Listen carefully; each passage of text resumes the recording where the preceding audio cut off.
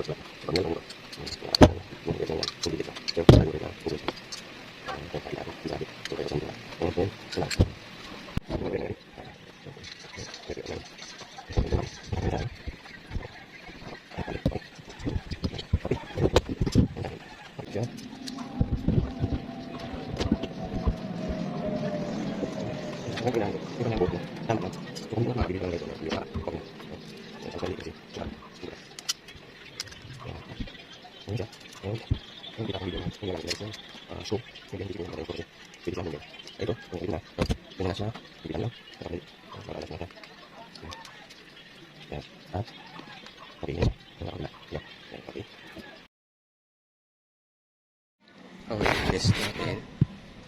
Ito na po. Ayan,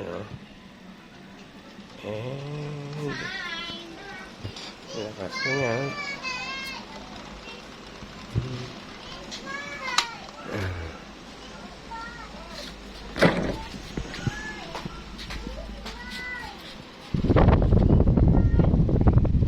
At walang ingay.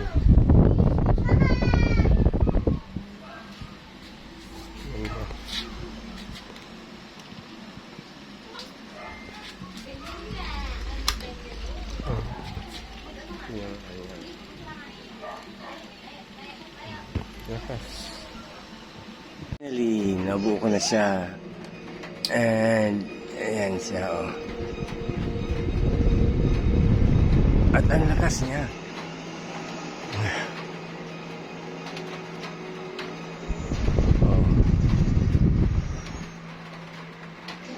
Ang ganda. Sobrang tahimik. Walang kaingay-ingay, guys.